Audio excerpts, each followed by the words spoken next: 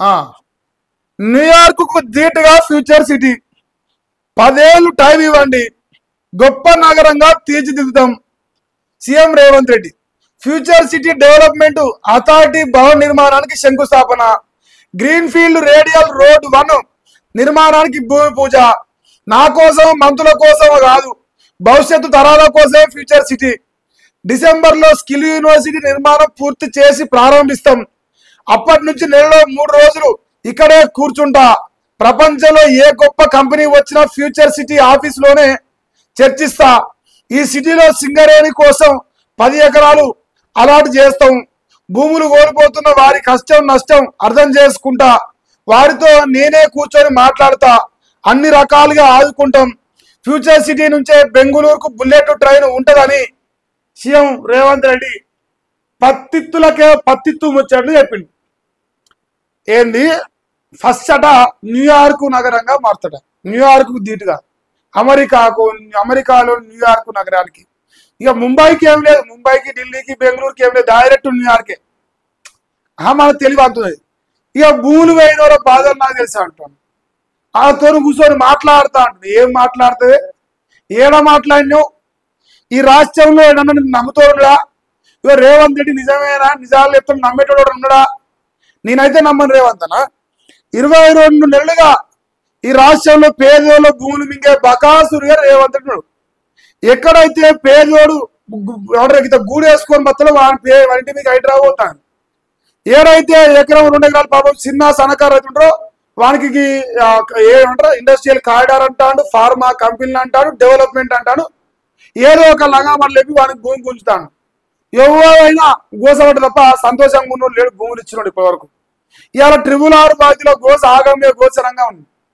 ఇక future city future అంటే ఏ company వచ్చినా, ప్రపంచంలో ఏ కంపెనీ వచ్చినా ఆడికే వస్తాడ. అంటే మీ కొండారెడ్డిపల్లికి దగ్గర అవుతుందేమో మరి ఫ్యూచర్ సిటీ. నా డౌట్. ఆమనగల్లి మీదంగా సాక్క కలవకుర్తికి వచ్చి రైట్కి కొడితే కొండారెడ్డిపల్లిలో పడతావు. ఇక మరి నా ఇంటికి వెళ్ళి ప్యాలెస్లోకి వెళ్ళి పరిపాలించినట్టు ఇంట్లోకి వెళ్ళి పరిపాలిద్దాం అనుకుంటున్నావు అని ఒక డౌట్ ఉన్నది. ఇంకోటి ఏమనంటే ప్రపంచంలో ఏ కంపెనీ వచ్చినా ఈయనే కూర్చొని చేస్తే పెడతా అంటుండు. స్కిల్ యూనివర్సిటీ ఓపెన్ చేస్తావు. ఏ స్కిల్? మందిని ముంచే స్కిల్లా అన్న? రేవంత్ అన్న నువ్వు ఇక్కడ గమనించాలంటే నువ్వు ఎన్ని మరలేపినా ఈ రాష్ట్రంలో ఎవరైనా సరే నేను నమ్ముతోడు అంటే వానంత పిచ్చోడు లేడు అనుకుంటుంది. నేను నమ్మేతోడే పిచ్చోడు. ఏం చేద్దాం ఏం కథనా ఈ ముచ్చట్లు? ఫ్యూచర్ సిటీ ఫ్యూచర్ మారుతుంది దేవుడేరు, కానీ నీ ఫ్యూచర్ మారకుండా చూసుకో. నిన్ను దించుతామని ప్రజలు అంటారు. ఇంకా అంటాడు 10 ఏళ్ళు అవకాశం మీరు ఇంకా ఏమైనా చెప్తా. 10 ఏళ్ళలో మొత్తం డెవలప్ చేస్తాడ. ఇప్పుడు రెండు సంవత్సరాల కాలంలో ఏం చేసినా చెప్పు. ఈ 2 సంవత్సరాల్లో ఈ డెవలప్మెంట్ చేసినా, గీ పని చేసినా, గీ విషయంలో ప్రజలు సంతోషంగా ఒక్క పాయింట్ చెప్పు. ఏం లేదు. రాష్ట్రం మొత్తం గాలికి వదిలేసినాం, గంగన కలిపినాం, దేవుని దండం పెట్టినాం. ఇక మంగళార్జున గిట్టిస్తాను. ఇస్తేనా నువ్వు ఇచ్చేది? తెలుగుతోనే ప్రవర్తించవే. బాధ అవుతుంది నాకు వాస్తవాన్ని. మా అన్న కదా, బాధ ఉంటుంది కదా కొంచెమే నాకు. సో రేవంత్ అయితే ఇక అన్ని సిలికా పలుకులు వలికిండు. ఇక మరి సెక్రటేరియట్కి ఏం పోలట. సెక్రటేరియట్ ఏమో మొత్తం నీ ఆడికే వస్తా, ఇక మీరా నీ తేల్చుకుంటా అంటాను. మరి ఆడ కడతలని నమ్ముతాడు వాడు పిచ్చోడు రా ఆయన. పిసుకుని మీరు నమ్మితే ఆ సంబంధం లేదు. మా అన్న పిచ్చోళ్ళని చేసుకుంటే ఫస్ట్ జనాలను. ఇంకేది? ఒక్క నిమిషం. తమిళనాడు తొక్కిసలాటపై బ్లేమ్ గేమ్ ఆడుతున్నాడు. ప్రమాదంలో కుట్రకోణం ఉందన్న టీవీకే చీఫ్ విజయ్ సిబిఐ విచారణకు ఆదేశించాలని హైకోర్టులో పిటిషన్ వేశాడు. మరణాలకు టీవీకేనే కారణమని డిఎంకే చెప్తా ఉంది. విజయ్ పార్టీ నేతలపై కేసులు నమోదు చేసేది. 40కి పెరిగిన మృతుల సంఖ్య. ఇంకా హాస్పిటల్లోనే 67 మంది ఉన్నారు. మృతుల ఫ్యామిలీలకు 20 లక్షల చొప్పున ప్రకటించిన విజయ్ కరూరులో బాధితులను పరామర్శించిన సీఎం స్టాలిన్. ఇది తమిళనాడులో జరిగిన సంఘటన గురించి. తమిళనాడులో ఆయన ఒక కార్యక్రమం పెట్టుకున్నారు, రాజకీయ ప్రోగ్రాం. దానికి జనం మొత్తం చచ్చి ఆడికి పోయి ప్రాణాలు కోల్పోయి తొక్కిసలాట్లో ప్రాణాలు కోల్పోయారు. 40 మంది చచ్చి ఇప్పటివరకు డేటా. మనిషికి 20 లక్షలు ప్రకటించి నేను పద్ధతిని అమ్మా అని చెప్తాడు. ఇది కుట్రపూరితంగా జరిగింది అని ఎందుకు విచారణ చేయాలని చెప్పేసి హైకోర్టులో పిటిషన్ వేసినట.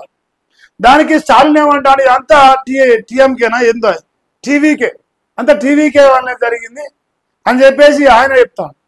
ఏది జరిగినా చచ్చిపోయిన 40 ప్రాణాలు రావు. ఇగో నీ ఒకటి చెప్తా, ఆయన సొక్కమేం కాదు, మన పుష్పరాజు సొక్కమేం కాదు, అందరు సొక్కమేలే.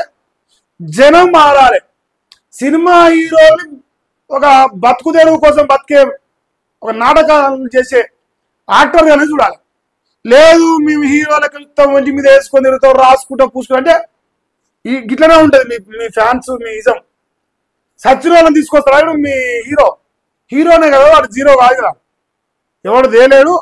సో అందుకే సినిమా హీరోల పైన మోజులు బంద్ చేసి దేశం పైన మోజు పెంచుకొని, దేశం మీద ప్రేమ పెంచుకొని, దేశం కోసం ఏదన్నా చేసే ప్రతి 4 రూపాయలు సంపాదించుకొని దేశానికి ట్యాక్స్ అన్నా కట్టరు. ఈ పరికిమాల సంసారం కంటే ఇక దేశం మొత్తం వీళ్ళు నివాళులు అర్పిస్తున్నాం, ఇక మేము ప్రేమ చూపుతున్నాం. ఈ సినిమా యాక్టర్లు మొత్తం కథలు పడుతుంది, ఎందుకంటే దొంగ నా కొడుకులే కావచ్చు. అది మీరు గమనించుకొని, ఇక లేకపోతే మీ కర్మ, నేనేం చేయలేను. ఆపరేషన్ తిలక్ అట ఇండియాదే ఆసియా కప్పు సత్తా చాటిన హైదరాబాద్ తిలక్ వర్మ. మన తిలక్ మ్యాచ్ కు 69తో నాట్అవుట్ అంటే నిన్న పాకిస్తాన్ పైన ఉత్సాహం ఓపించారట.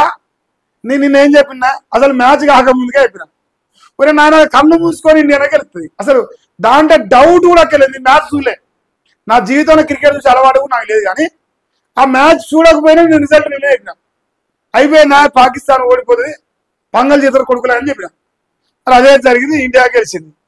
ఆసియా కప్పు మనకే వచ్చిందంటే ఆపరేషన్ తిలక్ అని పెట్టారు టైటిల్.